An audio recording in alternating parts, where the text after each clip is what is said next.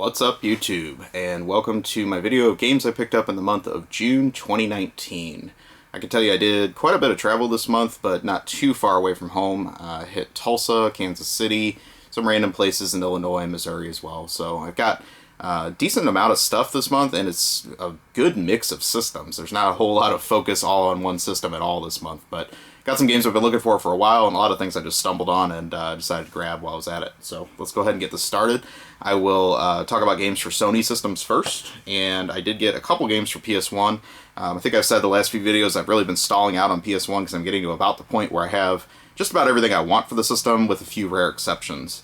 One of the games that I grabbed is one that would fly way under the radar is Viva Soccer, and this is actually one of the more difficult to find sports games for the system. Got this out of a sports game dollar bin and saw what it was going for and figured, yeah, I should probably go ahead and grab that. So happy to grab this one. I think it was one of the later release ones that not a whole lot of people bought, and not one of the major franchise ones like FIFA, so probably flew way under the radar.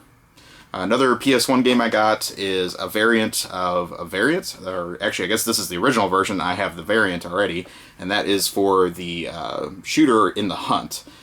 This game I have been holding off on getting for the PS1 in the long box for a long time because I really didn't need this. I've owned the jewel case variant, which is actually rarer than this, for quite a while, and I also have this on the Sega Saturn US version also. So definitely a cool game, developed by created by the developers of Metal Slug, and has a very similar art style.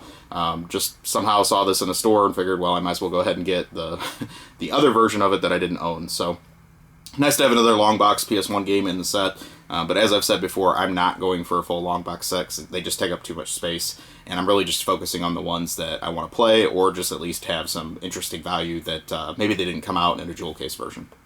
So another PS1 or PlayStation game that I got this month was for PS3, and this is one that I totally slept on when it came out, and I realized that this is now one of the more expensive PS3 games out there, of which there's not a whole lot, and that is for JoJo's Bizarre Adventure All-Star Battle. I have definitely played the JoJo's game on Dreamcast and also the PS1 version of the same game, but I have never tried this PS3 version, and it's probably very different than the other one because this one was developed by Namco Bandai. The other one was a Capcom release, so looking forward to checking this out. I don't know if this is getting expensive now just due to it being difficult to find, or if it is genuinely a really good game, or if it's just fans of the JoJo's series who are driving up the price. But if you do see this game out in stores at a low price, I would encourage you to grab it because of PS3 games, this is one of the ones that's actually getting up there in price. I got a couple Vita games this month. These were both things that weren't real high on my radar, but got a good price on these also, so decided to grab them. First one of these is Super Monkey Ball Banana Blitz. I can tell you I was a huge Monkey Ball fan when the first game came out for GameCube, and also the second one. Played a ton of that one, but really the series just seemed to go off the rails at that point, so I haven't really played a whole lot of the newer Monkey Ball games. So I'm wondering if this is going to be any good. I think this is... I don't think it's like a version of another console release. I think this one is a system exclusive to the Vita, so at least that's kind of neat. But I'll check it out on hopefully my next trip and see how that one is. The other one I got for Vita is TouchMic Katamari. I have actually never owned one of the Katamari Damashi games, and I was definitely wanting to check out how this is. So it sounds like it's kind of neat with the Vita. It actually uses the touchpad, which not a whole lot of games use. So I'll check this out as well on my next trip, and hopefully I will enjoy it. Maybe I'll get into some of the other games in that Katamari series. I did get one new release this month for the PS4, and this just picked up a couple days ago. This is the new Bloodstained release, Ritual of the Night. This game was massively delayed, I believe, and was more of like a Kickstarter type thing, but now there is actually a physical version you can buy in stores, and I was perfectly happy with that. I didn't need the deluxe nonsense versions or whatever. It is, if you're not familiar with this, this was developed by the original creator of the Castlevania series, and this is like very, very symphony of the night in nature and how it plays, how the map system works, and how the save points work especially. Put a little time into this last night. It's enjoyable. I can't say that it's something that is mind-blowing or that I absolutely have to play, but I also wasn't the hugest Symphony of the Night fan, and I'm more of a fan of the classic Castlevania styles releases. So I think I actually liked the earlier Bloodstained release that was more of a homage to the NES Castlevania games.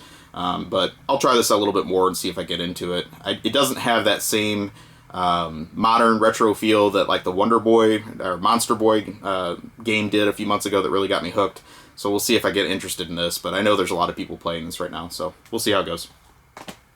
Moving on, we'll talk about some games for Sega systems. First one of these is a Master System game. As if you saw my last video, I got into the Sega Master System 3D glasses and found a solution that I can use those on my television and actually have glasses that fit an adult-sized head. So now I'm chasing down the last of the 3D Master System games that I didn't own. This is actually, I think, the last one that came out in the US. This is Poseidon Wars 3D. So it's a little bit more difficult to find than some of the earlier ones, but what I can tell you is this one doesn't really use the 3D effect that well. I also found that my glasses had trouble syncing with the signal on this one, and it didn't have the same issue with the other ones. So maybe it's just something to do with this particular game that it doesn't like it. But overall, I played it for a little bit. It's just, I don't know, into the screen submarine shooter type game. It's okay, but it's not definitely not a classic for that system. So I think there is 2 more Euro exclusive 3D games that I want to pick up, but after that I should have the full set of all the Master System 3D games, which there's not a whole ton of. I did get a 32X game this month. This is a system that I barely ever buy games for. This is one that I've been wanting to get complete, and I've actually never played this. Even back in the day, I never tried this game. But the price of the complete ones are just going through the roof, and I actually found a loose one at a really good price. So I'm going to use this as a placeholder for now, and definitely looking forward to trying it. This is Calibri for the 32X, which is a hummingbird shooter. And definitely have checked out video of this, but I haven't tried it yet. It's going to involve plugging in the 32X and all the additional cords and cables that entails. It's not really an easy way to play this, so I'm going to have to find some time to get all that hooked up again and give this a whirl, see how it goes. I got a complete in-box Game Gear game this month, and this had artwork that I absolutely couldn't pass on. This is for Outrun Europa. I have played the game before. It is pretty garbage on the Game Gear, unfortunately, but I definitely am a big fan of the Outrun series. I just think this one was farmed out to a third-party developer, and Sega didn't actually create this game. But what I can tell you is I love the box artwork on this game. I'm a big fan of 80s era supercars, and this one pretty much has it all. So you've got the Ferrari F40, you've got the Porsche 959, and your Lamborghini Countach, of course, as well. So very cool artwork in that Radwood style that's very popular right now. So definitely happy to have this box in my collection, even though the game itself is not all that great. I got one game for Sega CD. This was an upgrade from a disc-only one that I had. This is a movie I have not seen, but I definitely have heard about it. It was kind of infamous at the time because I think it bombed pretty bad. And that is for The Lawn Mower Man, which I believe was a Stephen King creation originally. This game has I'm glad I got it complete with the manual and everything, because the manual is actually very full of itself. They're talking about just what a legendary piece of filmmaking The Lawn Mower Man was, how innovative it was with its use of computer technology, and actually talks a lot about the Lawn Mower Man 2 that will be coming soon, which I don't believe ever got released unless it went straight to video. Also, the developer is very full of itself about the music in this game, so I haven't tried it yet, but I'm expecting to be blown away by how much they talked about the history of the musician that put together the music and all this and that. I just thought it was very interesting because you didn't really read a lot of commentary like that in game manuals back then. Most of them were pretty straightforward unless it was like a working designs release. So I thought that was kind of unique just paging through this. So I will check it out. This is one of the rarer titles for the Sega CD, and just happy to have this in my collection, even though it's probably not something that's going to be all that great. I also got a couple of Neo Geo Pocket games this month, and this is a system that I really like to collect complete in-box copies for. I've considered going for the full set just because it's not that huge, but some of the games on the system have really, really shot up in price lately. So I was lucky to find both of these locally. And the first one of these is Baseball Stars, which is a obviously classic SNK series, brought down to Neo Geo Pocket size, and I played this quite a bit this month, actually. I got a little hooked on it. It has some neat features, like if you're losing in a game, you can bring out like a super secret weapon hitter that can really put you back in the game pretty quickly, that has much better stats. And overall, it is scaled down to the Neo Pocket very well, so it's a very good playing game. It plays good with the clicky joystick. I would definitely recommend this. There is one other baseball game on that system, but it was Japan only, and maybe Europe got it as well, but that's Dynamite Slugger. I kind of like to get that one next just to compare the two and see how that one plays also, but this is very cool, and I know Baseball Stars has a lot of customization if you really get into some of the season play with it as well. So very happy to get that in the collection. Plus, I just got to shout out that artwork. It is fantastic. I love baseball in general, but that is a very cool, just well-designed artwork for this game with very cool style to it. So definitely wanted to give a little recognition to that. I got one other Neo Geo Pocket game, a Neo Geo Pocket Color game this month. This one is also complete. I haven't had time to play this one, but I've heard good things about it. This is Biomotor Unitron, and I believe this was a launch title for the system. It does have some like Pokemon-esque monster breeding type stuff going on, or combining or whatever, but I've heard this is a pretty good action RPG for the system. Or maybe it's a true RPG, I'm not even sure. But I definitely know this one has got some good reviews out there, so definitely looking forward to checking this out for more in-depth Neo Geo Pocket game. Next we'll move on to just some other random systems I got games for. First one of these was a TurboGrafx game. This is one that I've been curious about for a long time. I've not read good things about it, and I can tell you now that I've played it, I understand why there's not good things said about this game. This is Turgon Turrican for the TurboGrafx 16. Probably one of the more difficult to find hue card games outside of like the mega rare ones, so I don't see this too often, but I actually did find this on the Tulsa trip, and I played this with the thought in the back of my mind that I really loved Super Turrican and Super Turrican 2 on the Super Nintendo, and also Mega Turrican on the Sega Genesis. All three of those are great games. I knew this one would be scaled back a little bit, and I was not expecting just how bad the difference is between this game and those others. This game really has a big following, I believe, on computers like Commodore 64 and the Sinclair ZX Spectrum, things like that. But this was handled by, again, like a third-party developer. It wasn't the original developers, and I just think they didn't do a very good job bringing this to the TurboGrafx. The control is very wonky. It's very hard to judge jumps in this game. There's some very, very cheap jumps, even on the first level, where if you haven't memorized the level, you would have no idea how to stay out of a pit. So definitely would not recommend this one unless you're just going for a bunch of rare TurboGrafx games, and unfortunately it does not live up to the standard of some of the later games in this series. So happy I found out, but probably should have trusted the reviews on that one. I did get a complete in box NES game this month. This one's not super rare or anything like that, but it has wonderful 80s artwork on it, and that is for Litterer Pool, a very futuristic pool game on the system. Owned this cart only for years, and just nice to get an upgrade with that wonderful artwork on the box. This one's actually in really good condition, so I was happy to find this in a local store very cheaply. I got one Game Boy Color game this month. This is one of the more difficult games to find for the system. What's weird is I've owned a manual for this game for like 15 years, and just now am pairing it up with the actual cartridge. I'd like to get the box for it next if possible, and that is for Survival Kids.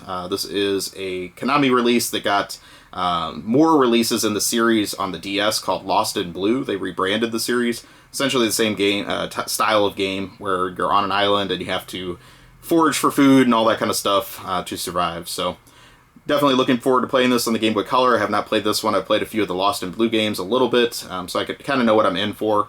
But this one definitely has a following now, and it's actually one of the more expensive Game Boy Color games out there. Another one I got this month for a portable Nintendo system is for Game Boy Advance, and that is a game in a series that I really love, but I've never owned this, and I've been putting it off for a long time. I got a complete copy of the Pinball of the Dead, which is a wonderful spin-off of the House of the Dead series. There also is spin-offs like Typing of the Dead, which I like even more, so I don't really know why Sega was so crazy about spinning off all these zombie games, but I'm happy they did.